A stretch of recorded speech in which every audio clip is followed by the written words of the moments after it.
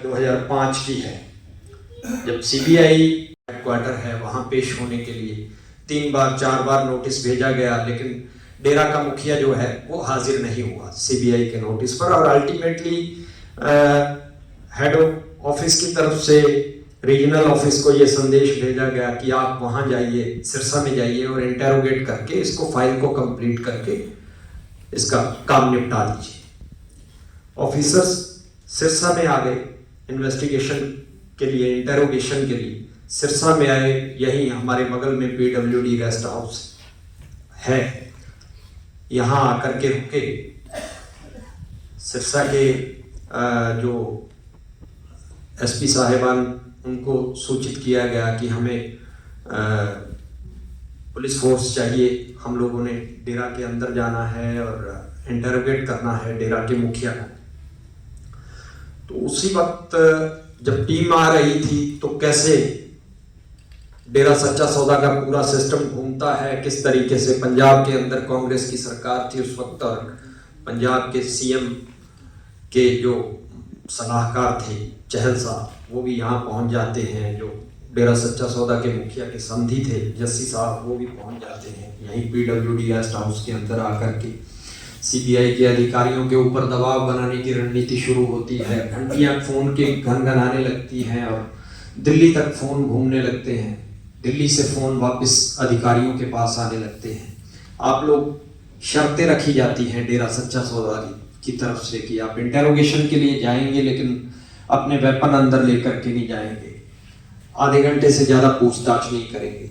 तो इस तरीके से जब अधिकारियों ने कहा कि हम इनकी शर्तों पर इंटेरोगेशन नहीं करेंगे, इससे अच्छा ये है कि हम यहीं से वापस लौट जाएंगे, अल्टीमेटली सीबीआई ऑफिस की तरफ से ये संदेश भेजा गया कि ठीक है, आप अपने हिसाब से देखिए कैसे इस स्थिति को टैकल करना है।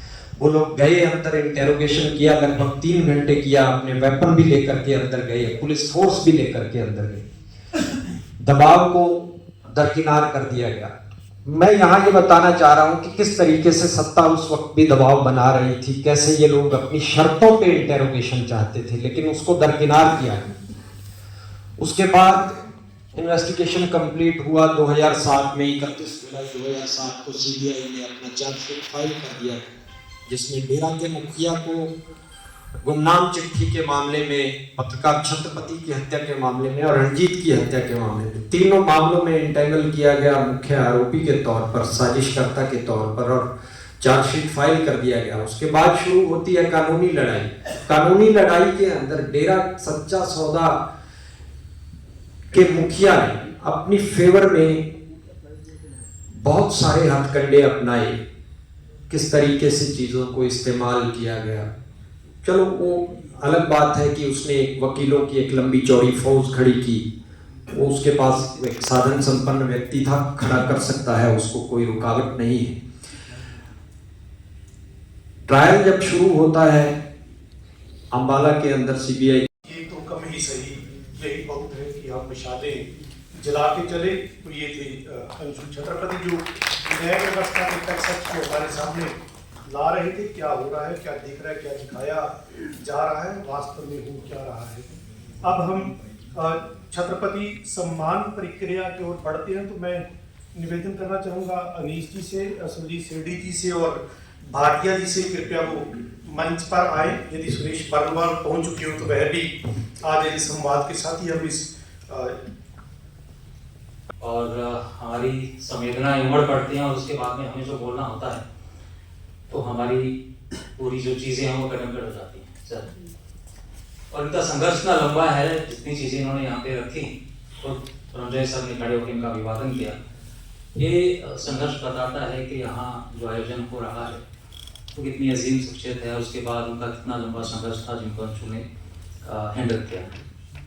हाज़रीन, रंजय सर का जो परिचय मैंने संस्था से आग्रह किया कि इनका परिचय मुझे देने के लिए आप नामित करें, इसलिए कि क्योंकि वित्तीय बाजार के साथ मेरा कुछ जुड़ाव रहा है और मैं लगातार सर को फॉलो करता हूं और ठीक ठाक जानता हूं सर को।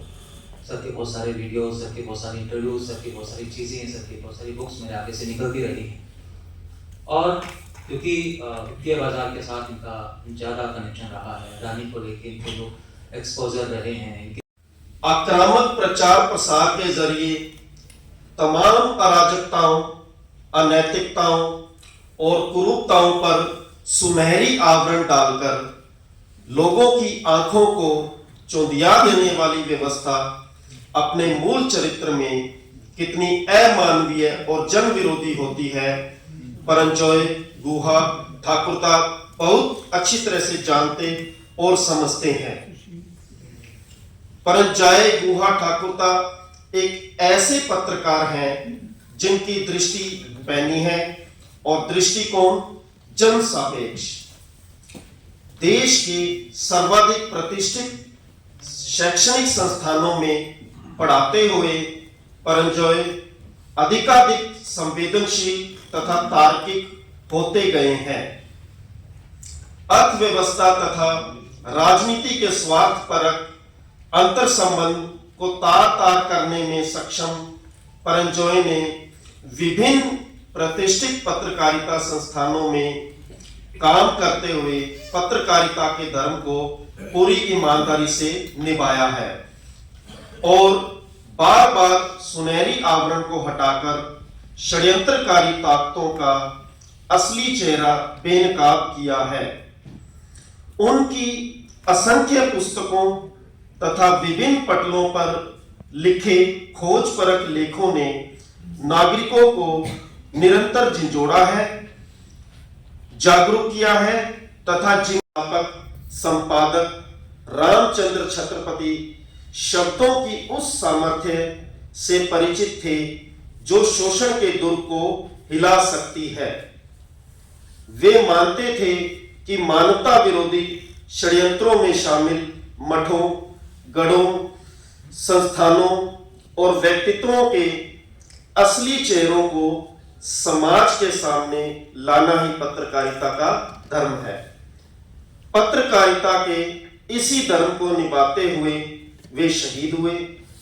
उनकी शहादत को सदा सम्मान के साथ याद किया जाता रहेगा। दिनांक 1 दिसंबर 2024, स्थान पंचायत भवन सिरसा। संयोजक परमानंद शास्त्री, सह संयोजक हरविंदर सिंह सिरसा।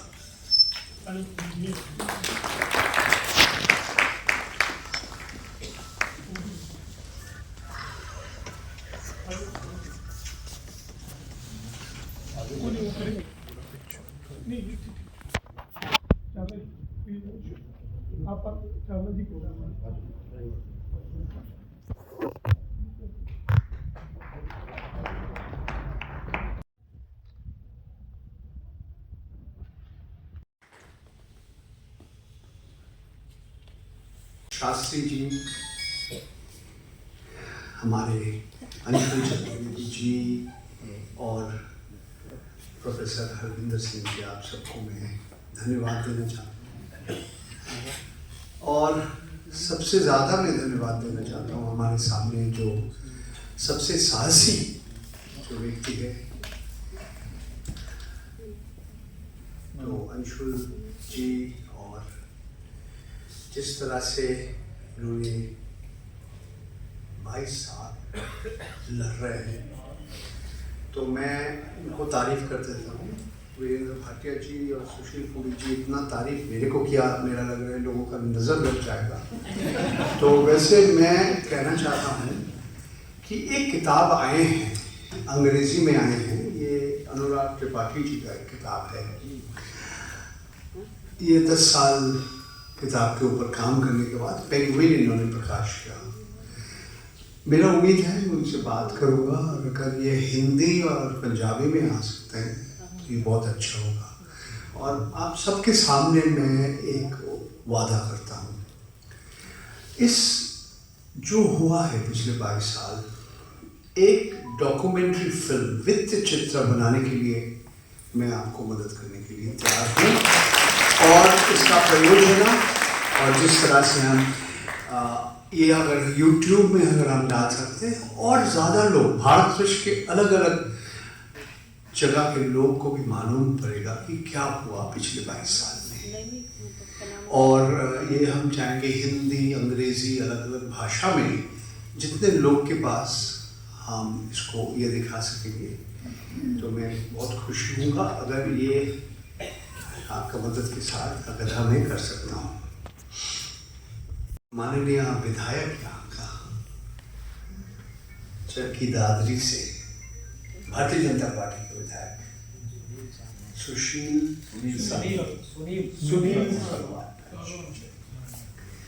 इनका भी एक कहानी है, उसके बारे में और किसी समय आपको मौका मिलेगा।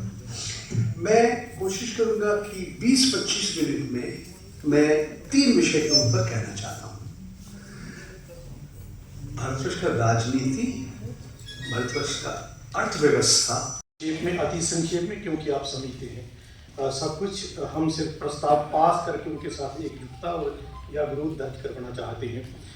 सबसे पहले आज की यह सभा फिलिस्तीनी अवाम के प्रति एकजुटता व्यक्त करती हुई इजराइल, हमास, यूक्रेन, रूस एवं दुनिया के अन्य क्षेत्रों में जारी जंग को तुरंत रोके जाने की मांग करती है। यह सभा विश्व शांति के प्रति एकजुटता व्यक्त करती है। यदि आप सहमत हैं तो कृपया हाथ उठाकर इस प्रस्ताव का समर्थन करेंगे। और दूसरा प्रस्ताव मणिपुर में जो घटनाएं घट रही हैं और अब सपा लगा दी गई, उसके खिलाफ मैं आमंत्रित करना चाहूँगा राज रानी जी हमारे बीच में आंगनबाड़ी वर्कर्स की वो।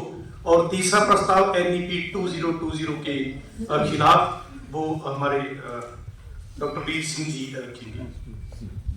सभी प्रबुद्ध लोगों को नमस्कार। परंजयता आखिर में जाते जाते ये कह गए कि कहीं ऑर्गेनाइजर्स नाराज ना हो जाएं, इसलिए ज्यादा नहीं बोल रहा। इशारों में आप बोले, आप इससे कहीं ज्यादा बोलते हम खुश होते, क्योंकि हम सुनने के आदी रहे हैं। ऐसे मंचों की लगातार कमी है जहां हम इस तरह से बोल सकते हैं। कोई 55 साल पहले की घटना है, जब मैं 4th क्लास में था। रेत आज भी हमारे गांव में है, तब तो रेत ही रेत थी, खैर रेत के अलावा कुछ था ही नहीं। और जो 4वीं 5वीं के बच्चे होते थे वो डाक पहुंचाने जाया करते थे किसी दूसरे स्कूल में। तो हम अपने गांव से 3 किलोमीटर दूर एक स्कूल में डाक पहुंचाने के लिए जा रहे थे। 2 बच्चे, इधर झाड़ियां थी, इधर झाड़ियां थी, बीच में रेत थी, जो इस बात का प्रतीक थी कि यही रास्ता है। कैंची चप्पल थी और अप्रैल का महीना था, 11 बजे थे, रेत धीरे धीरे गर्म हो रही थी। वो हमारे तलवों से लिपटती, लेकिन क्योंकि हम उत्साह में थे चले जा रहे थे। वापसी पे मास्टर जी को जवाब भी देना था उसी चिट्ठी का, तो उन्होंने रोक लिया। आधा घंटा और ज्यादा लग गया, तो हम करीब 12:30-1 बजे वहां से वापस चले। और अभी थोड़ा सा रास्ता तय किया था, यानी आधा किलोमीटर करीब, चप्पल टूट गई। और चप्पल टूटने के बाद अब क्योंकि सूरज सर पे था, झाड़ियों की भी छाया नहीं थी, हम कभी दौड़ते, कभी वो पांव उठा के रुक जाते। तब मैंने ईश्वर को याद किया। मैंने कहा, हे ईश्वर, बस यहां पानी पानी हो जाए। ईश्वर को नहीं सुनना था। उसके बाद मैंने ये अर्ज की कि कुछ देर के लिए बारिश हो जाए, जब तक हम घर पहुंचते हैं। नहीं सुनी गई। तीसरी एक छोटी सी अर्ज थी कि कोई सेफ्टी पिन मिल जाए, जिससे टूटी हुई तरी को बांध लिया जाए। वो भी नहीं हुआ। तलवे लटक गए, वो तलवार ईश्वर ने नहीं सुनी है। छत्रपति 28 दिन तक हॉस्पिटल में रहे गोली लगने के बाद, और 28 देवताओं की मन्नत मानी है, कुछ नहीं हुआ। उसके बाद फिर कल्पना करता हूं मैं कि कोई ऐसी ताकत हो कि सबके सामने एक नाम सार्वजनिक हो जाए कि देश का ये सबसे बड़ा दुश्मन है, और अगले दिन वो बढ़ जाए, दूसरे दिन दूसरा, तीसरे दिन तीसरा। कुछ नहीं हुआ, होना नहीं था। ये तो मुझे अभी पता चला है कि जिस ईश्वर से मैं प्रार्थना कर रहा था, वो किसी मजार या मस्जिद में, उसको ढूंढा जा रहा है। जिस दिन ढूंढकर अल्लाह से उसकी दोस्ती तुड़वा दी जाएगी तब शायद वो सुनेगा। चलो मैं तो एक मामूली आदमी था, आप भी मामूली आदमी हैं।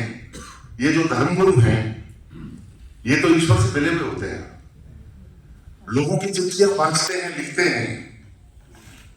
इनको कभी क्यों नहीं दिखता? कुलदीप ने गाया था, लड़कियों की पुकार क्यों नहीं सुनती? इनको क्यों नहीं पता चलता? देश का कोई मसला इनके सामने क्यों नहीं आता? असल में जो गठजोड़ धर्म और राजनीति के बीच है, इसमें एक तीसरी चीज शामिल हो गई है, पूंजी।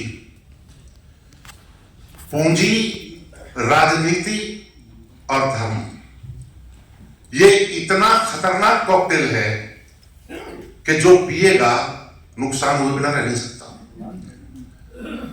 और पूंजी अपने हिसाब से सत्ता को भी चला रही है और धर्म को भी चला रही है। लेकिन एक चीज और है, पूंजीवाद भी यहां नहीं आया ढंग से। पूंजीवाद जब आता है तो सामंतिक गुणों को खत्म करता है, लेकिन यहां व्यवस्था पूंजीवादी है, संस्कार सामंतवादी है।